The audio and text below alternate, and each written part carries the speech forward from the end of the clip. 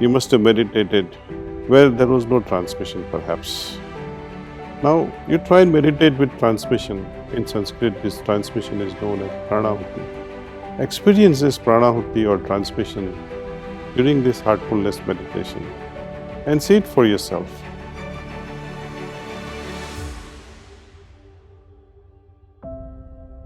Often people have confusion whether to start meditation or not, because often we try meditating on our own and we get discouraged because of rush of thoughts during meditation. The moment we close our eyes, this rush of thoughts prevents us from meditation. We see our inability. Thoughts are natural to us, just as our eyesight, our hearing. What is a mind without thoughts? But through meditation, we like to train our mind, use its ability of thinking, so that this thinking can be heightened to a creative level.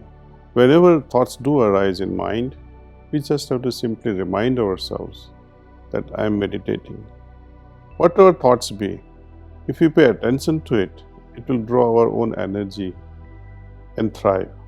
We have to remain unmindful of these thoughts, whatever they be, as we learn how to meditate. Thoughts thus will not bother us. They will simply pass like clouds in the sky. My guide used to tell me, it really does not matter what goes through during the meditation. What is important is how I feel after the meditation. That's more important. You must have meditated where there was no transmission, perhaps. Now, you try and meditate with transmission. In Sanskrit, this transmission is known as Pranahути. Experience this Pranahути or transmission during this heartfulness meditation and see it for yourself. As you gently open your eyes, write down your observations. Where was your attention during meditation? How do you feel now?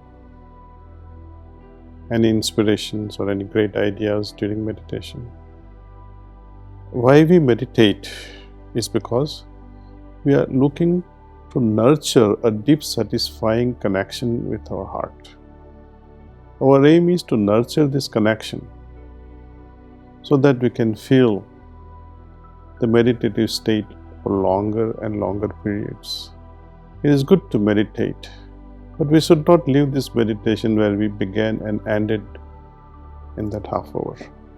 We may actively meditate every day, but we must remain meditatively active during daytime.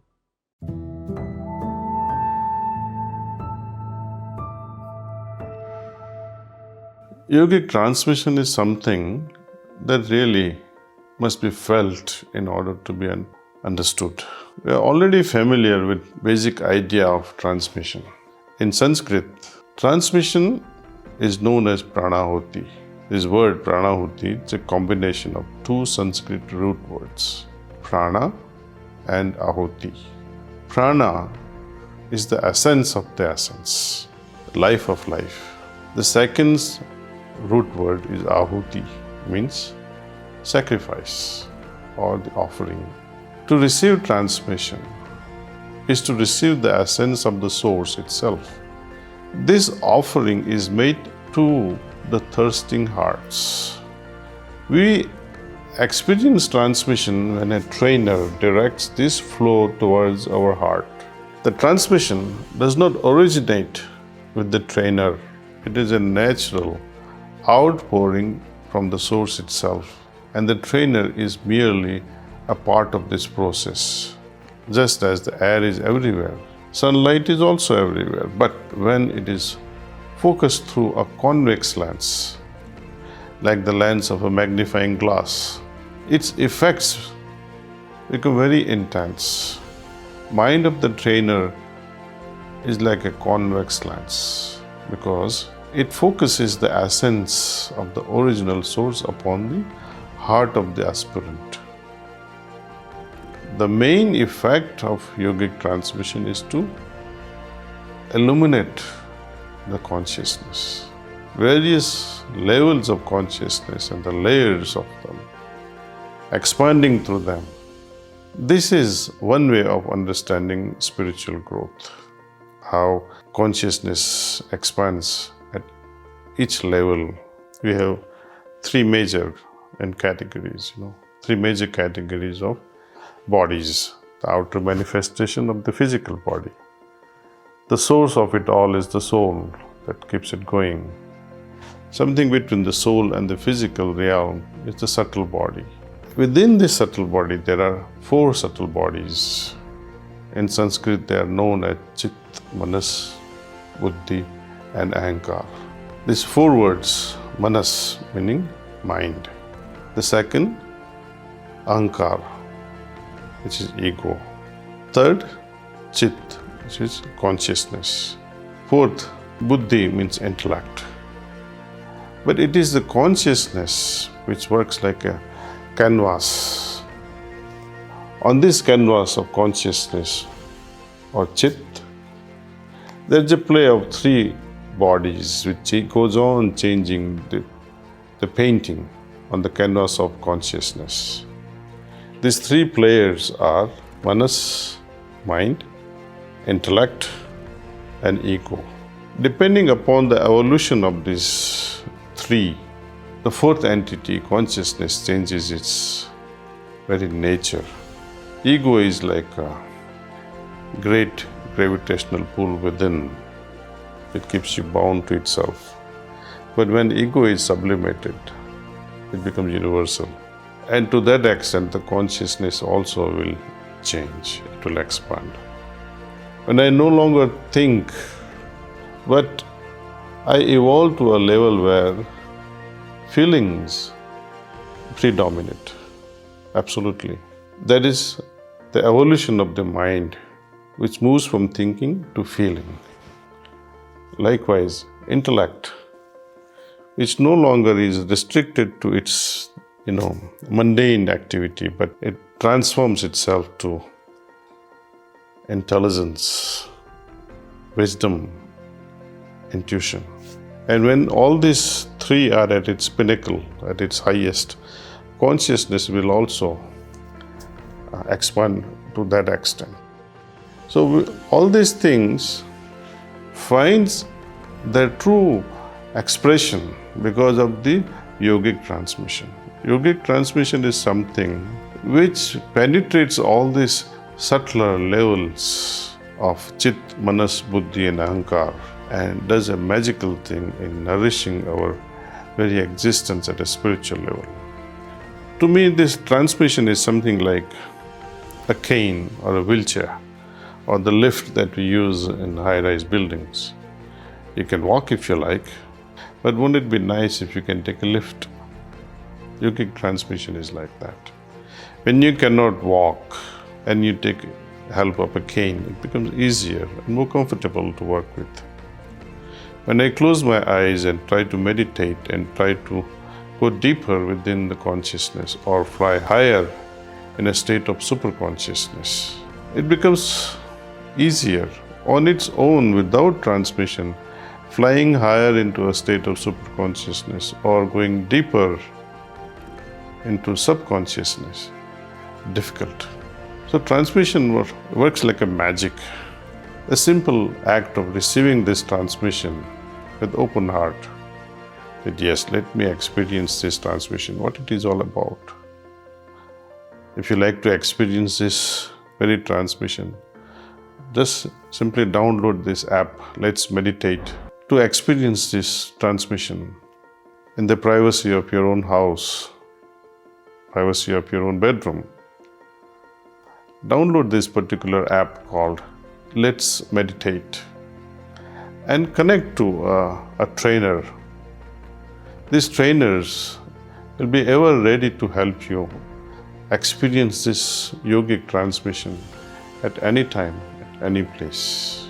These trainers are there worldwide. We have thousands, more than 10,000 trainers throughout the world. And we have so many hot spots where we can go to and meditate with such trainers. It is free of cost. These sessions are very practical in nature. The trainer will say, okay, let's meditate. The person would close his eyes, you close your eyes, and then you feel, that's all. So having experienced this meditation at least once, I would seriously recommend you to undergo many such sessions, minimum 3 to start with. And after such sessions, you decide whether to continue with it or not. To have the full impact of it, actually, one needs to practice for longer than that, in such a way that yes, it becomes our lifestyle one day.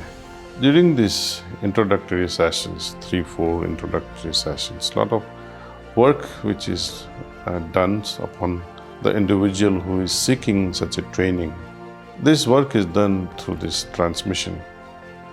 In fact, the very highest spiritual state is infused on day 1, but it comes in a seed form.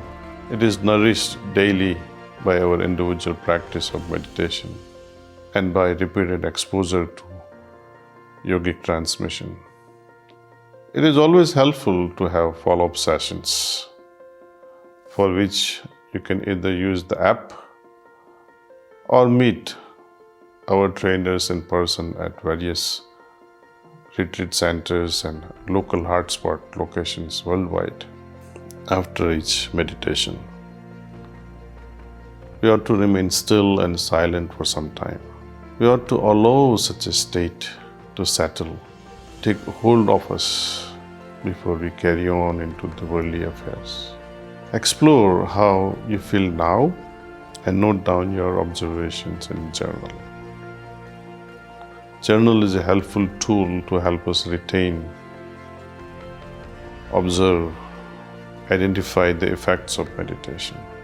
When one feels that the two are effectively balanced, then it is all right to get up. What are these two? My inner and outer awareness.